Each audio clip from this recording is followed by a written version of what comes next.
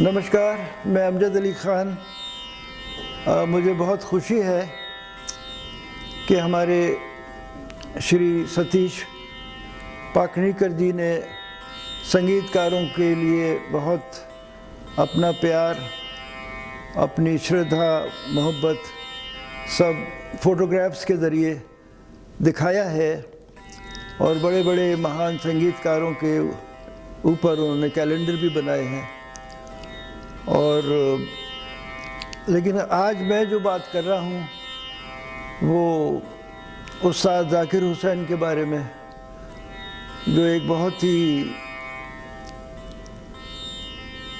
Shocking news थी, उनका अचानक जाना दुनिया से। और मल्टी डायमेंशनल, मल्टी फैसेटेड उनकी एक शख्सियत, उनकी जो पर्सनालिटी बन गई थी, वर्सेटाइल। वो तबला घराना, अपने आप को पंजाब घराना कहते थे। उनके गुरु, उनके पिता उस्ताद अल्लाह रखा खान साहब, उस्ताद अल्लाह रखा खान साहब के साथ भी मुझे कई बार बजाने का, सरोद बजाने का मौका मिला। और वो भी अपने आप को पंजाब घराना कहते थे।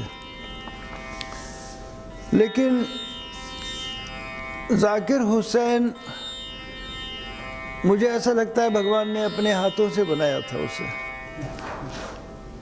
ज़ाकिर हुसैन बनना बहुत मुश्किल है।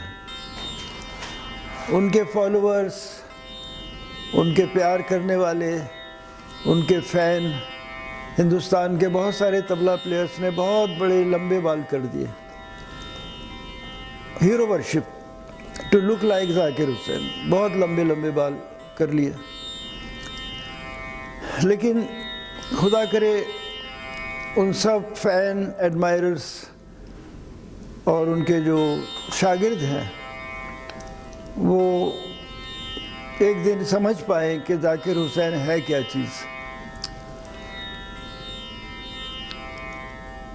Without realizing, Zakir Hussain became an institution himself. उनका तबला बजाने का ढंग, और क्योंकि मैक्सिमम टाइम उन्होंने अमेरिका में बिताया, तो वो शायद अमेरिकन घराना भी उसको कह सकते हैं आप। लेकिन इतनी सारी खूबियों का मालिक, और सबसे बड़ी खूबी थी ह्यूमिलिटी।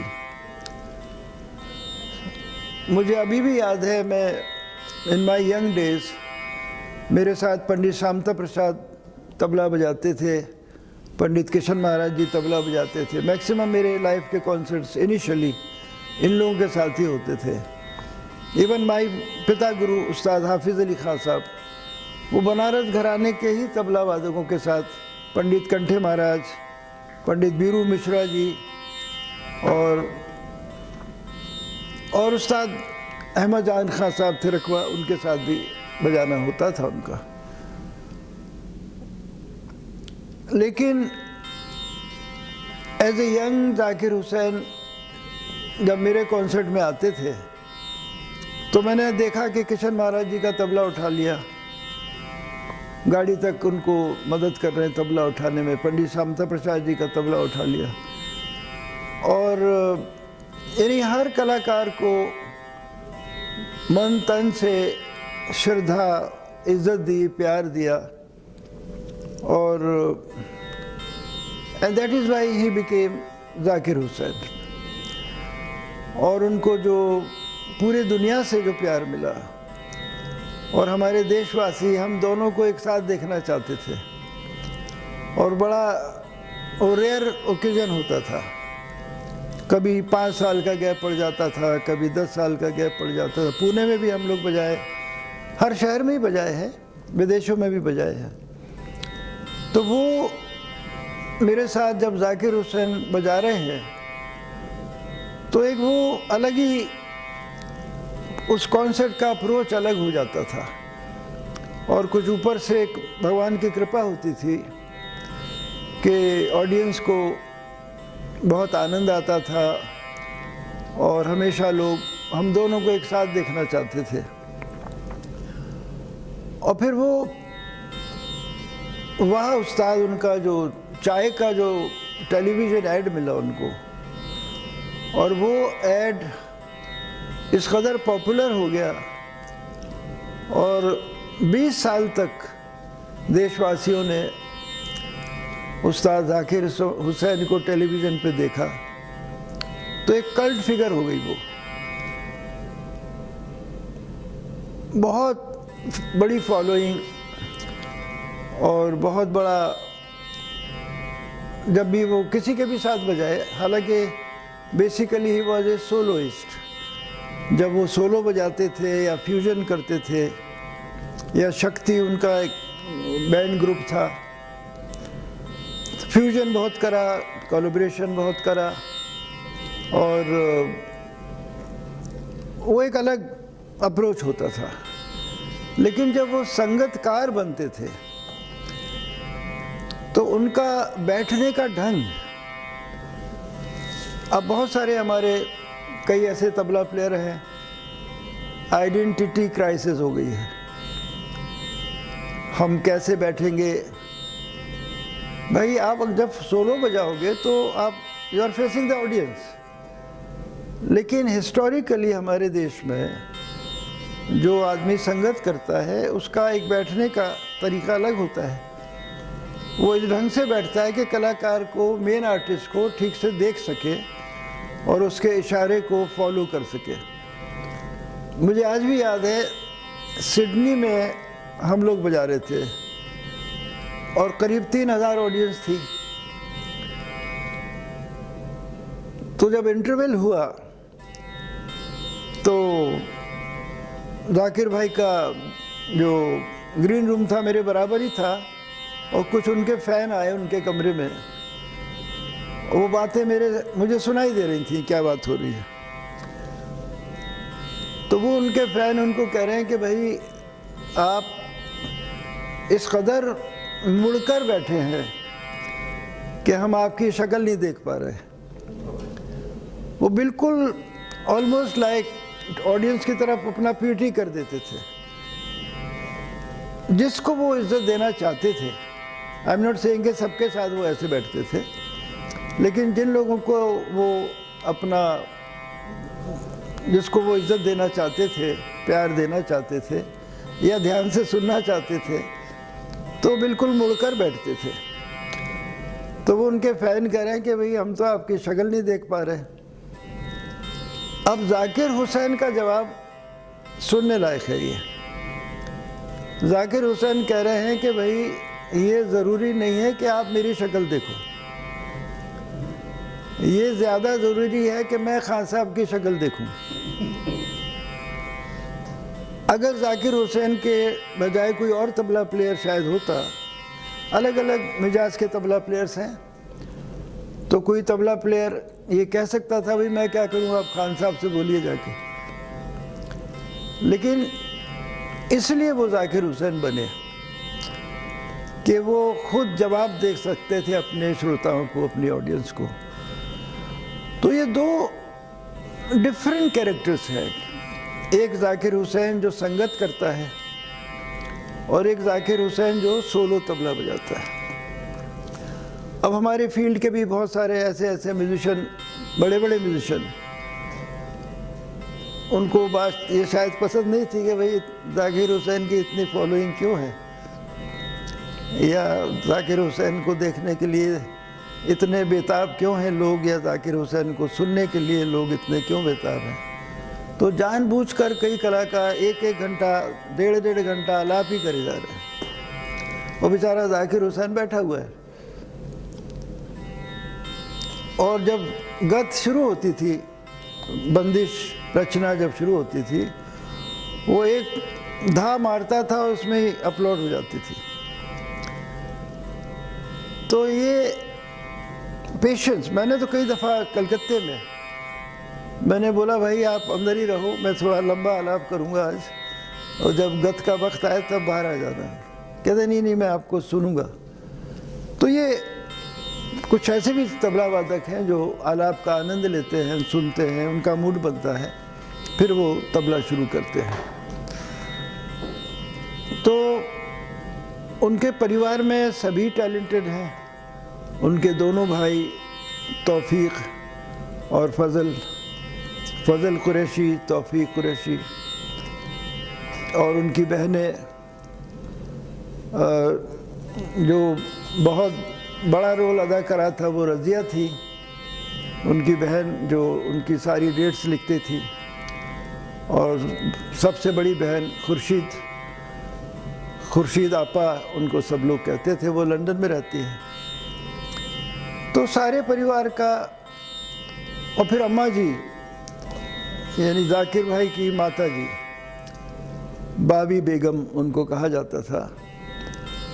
कई दफ़ा उनके घर हम खाने के लिए गए और वो अम्मा जी के हाथ का जो भी वो बनाती थी। और खान साहब को, जाकिर भाई के पिताजी को रिच खाने का शौक़ था और बड़ी दावतें होती थी, बड़े महफिलें होती थी उनके घर में। और लेकिन अम्मा जी ने कैसे बच्चों को बड़ा करा।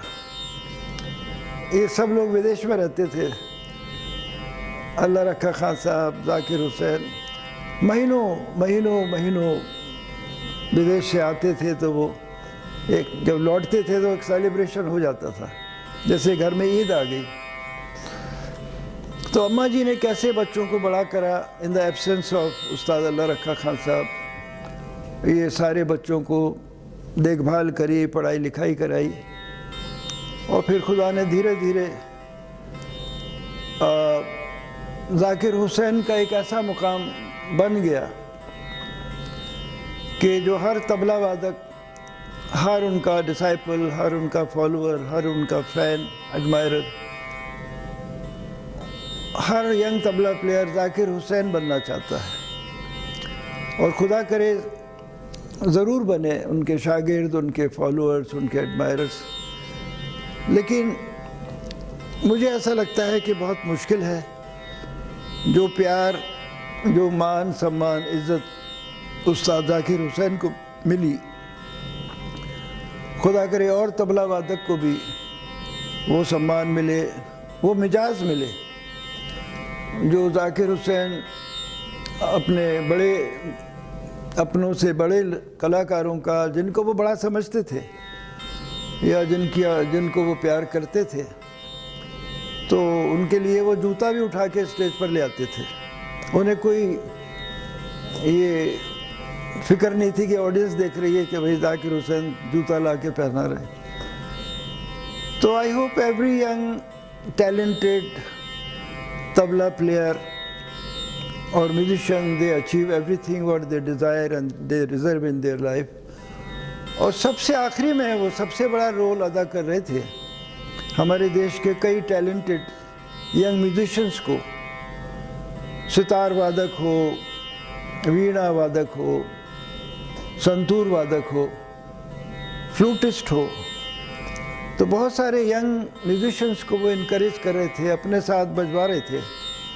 हर साल वो विदेश ले जाते थे, विदेश में टूर करवाते थे। सारंगी प्लेयर उस्ताद सुल्तान खान साहब का बेटा, और उस्ताद सुल्तान खान साहब जब तक जीवित रहे वो इनके साथ बजाते रहे, और वो भी एक मल्टी डायमेंशनल सारंगी प्लेयर थे उस्ताद Sultan Khan Saheb. We will always miss him. और तो जो मदद करता है, जो हेल्पिंग हैंड देता है यंग म्यूजिशियंस को, स्ट्रगलिंग म्यूजिशियंस को, तो भगवान देखता है। भगवान को पसंद आती है ये बात कि आप छोटों का ध्यान रख रहे हैं, बड़ों को इज्जत कर रहे हैं। और मैं, इट्स माई पर्सनल लॉस, क्योंकि जब भी मैं खुद नहीं कहता था कि मुझे जाकिर हुसैन चाहिए, क्योंकि कई दफ़ा जर्नलिस्ट पूछते थे कि खान साहब आप जाकिर भाई के साथ इतना गैप क्यों पड़ जाता है, 5 साल के बाद 10 साल के बाद आप लोग बजाते हैं। मैंने कहा भाई बड़ा एक्सपेंसिव आइटम हो जाता है। जब हम दोनों एक साथ बजाते हैं तो ऑर्गेनाइज़र के लिए बहुत ही एक्सपेंसिव आइटम हो जाता है।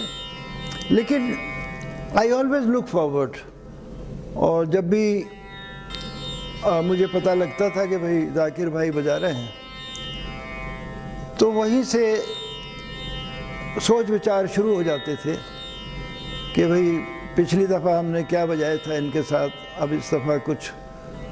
और इस कदर कंट्रोल ओवर द रिदम, कभी हम 12.5 मात्रा उनके साथ बजाए, कभी 13 मात्रा बजाए, कभी 9.5 मात्रा बजाए, कभी 6.5 मात्रा बजाए। तो ही वॉज कम्फर्टेबल, आप कुछ भी बजाइए, वो अपना उठान शुरू हो जाते थे, वो तिहाई लेके आ जाते थे। और फिर मेट्रोनम, जिस किस्म का ठेका, क्योंकि हम लोग जब बजाते हैं, जब हम अपनी रचना बजाते हैं, कंपोजिशन बजाते हैं, वो द्रुत का हो या विलंबित हो, तो हमें बहुत ही एक सॉलिड ठेका चाहिए, ऐसा जैसे मेट्रोनम का होता है कि कोई उसमें फ्लक्चुएशन ना हो, कोई ड्रैगिंग नहीं हो। कई तबला प्लेयर बजाते बजाते लय नीचे ले जाते हैं, अति विलंबित हो जाती है वो, या कोई ज़्यादा ऊपर ले जाते हैं, क्योंकि उन्होंने जिस स्पीड में रियाज़ करा है वो अपनी जगह बनाना चाहते हैं। लेकिन ये खूबी थी कि जाकिर हुसैन जो ऐसा ठेका देते थे वो, कि वो लगता था जैसे कोई मेट्रोनम बज रहा है साथ में, बहुत आनंद आता था। I will always miss him, the whole world will miss him, the whole country will miss him. भगवान उनकी आत्मा को शांति दे, मुक्ति दे। May his soul rest in peace, we will always miss him. We love you Ustad Zakir Hussain.